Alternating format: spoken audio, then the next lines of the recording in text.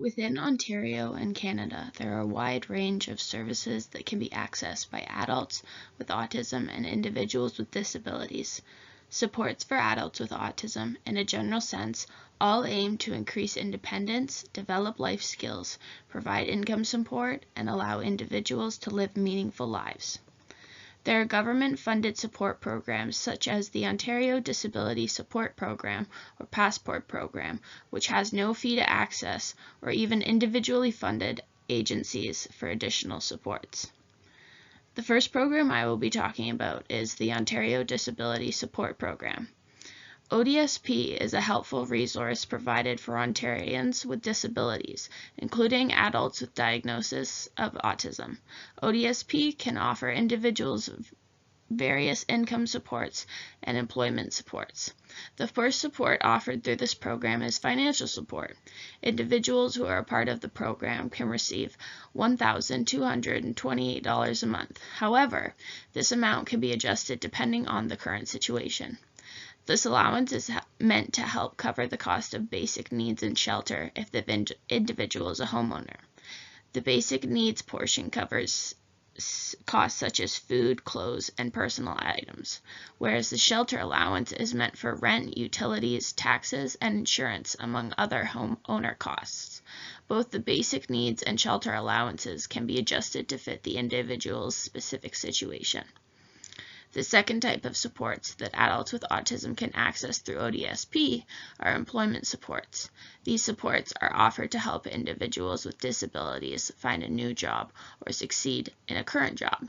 This can range from finding jobs that are right for the individual's needs, job coaching, adaptive technology to assist with workplace duties, and even helping to start a new business. To access supports for ODSP, you are required to submit an application to determine if you are eligible. Somebody is eligible for the program if they are at least 16 to 18 years old, are a resident of Ontario, are in financial need, and meet the definition of a person with a disability.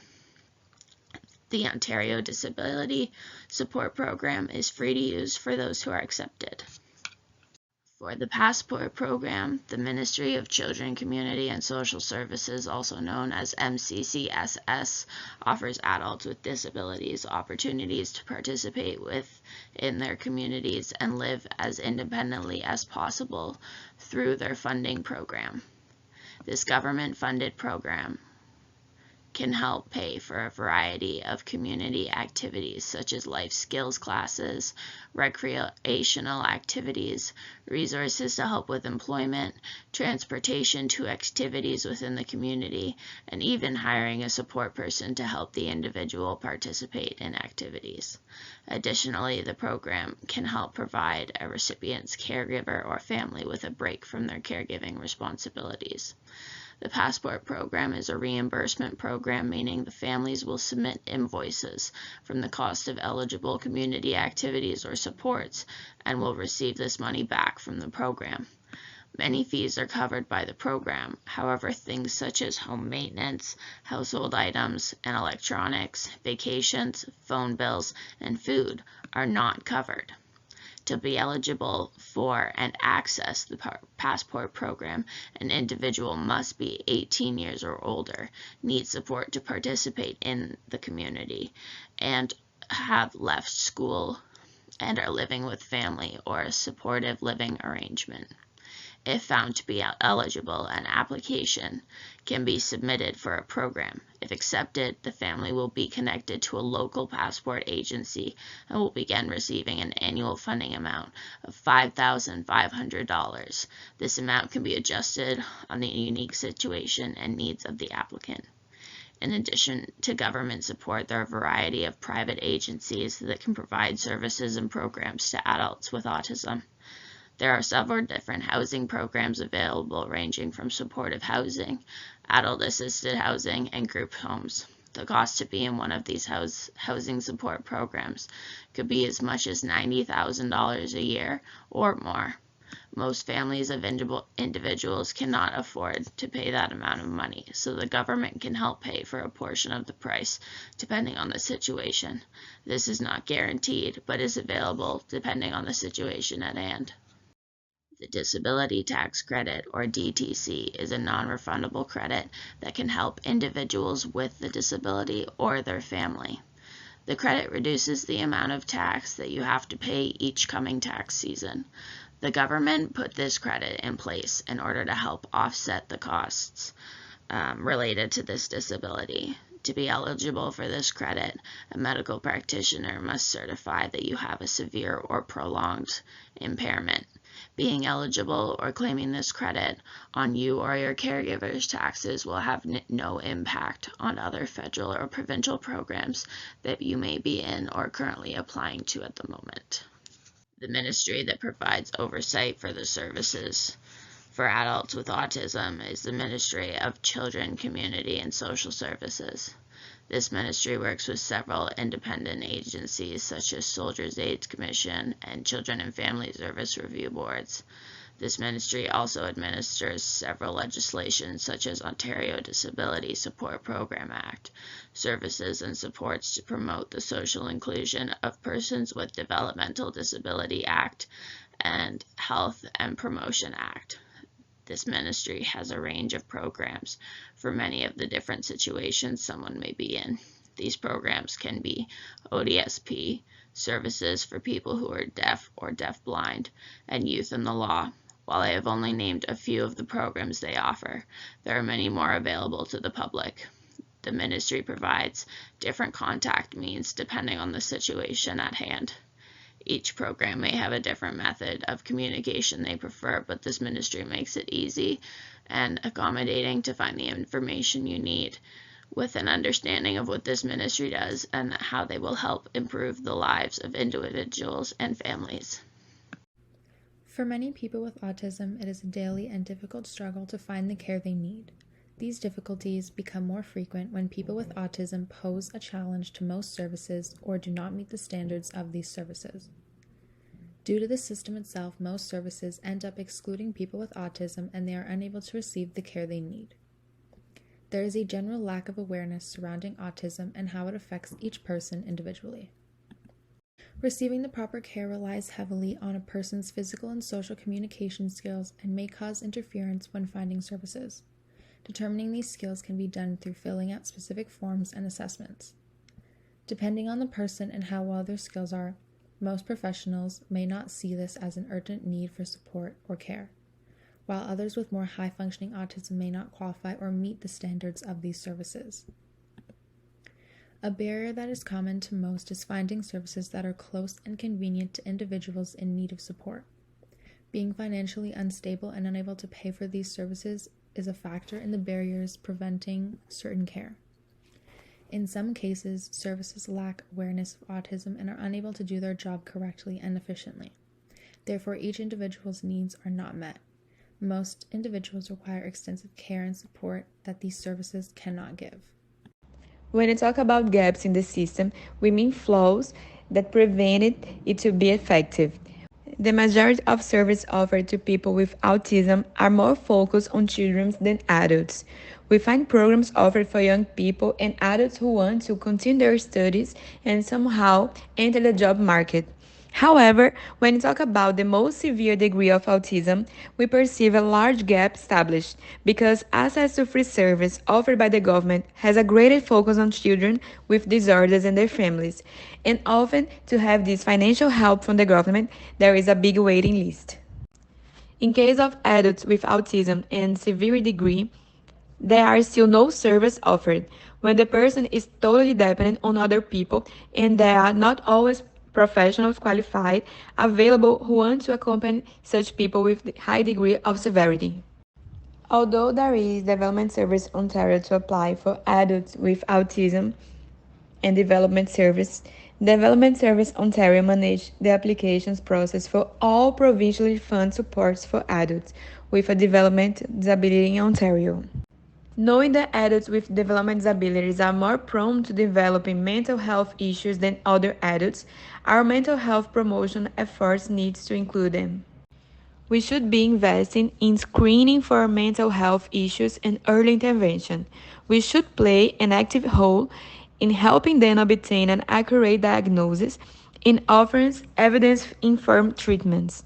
This means that all mental health care providers require some basic skills to support those with development disabilities, and that specialist mental health service need to be accessible across Ontario.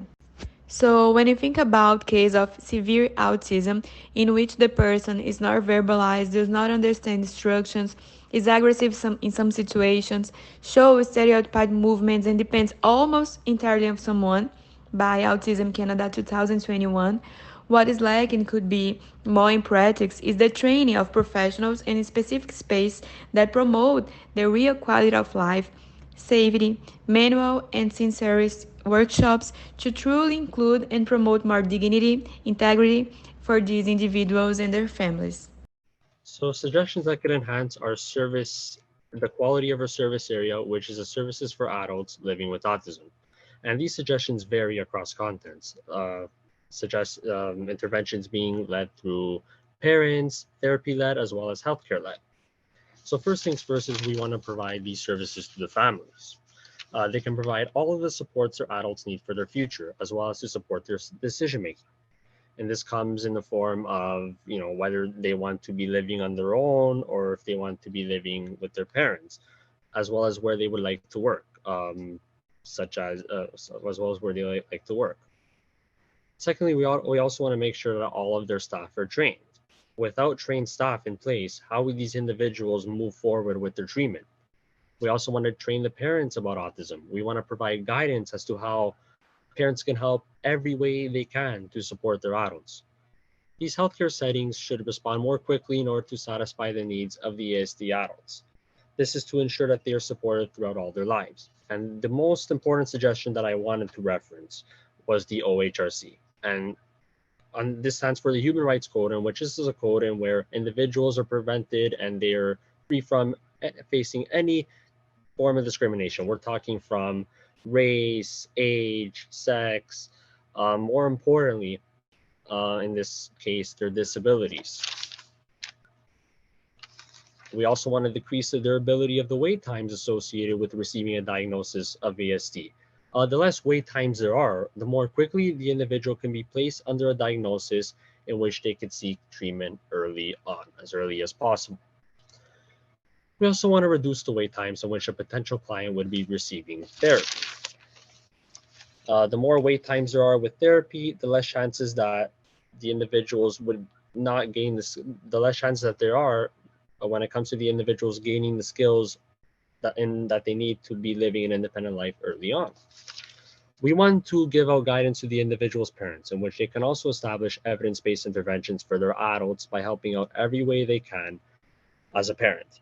Parents can come up with these interventions to increase these desirable behaviors for their adults. We also want to teach them communication skills, adults.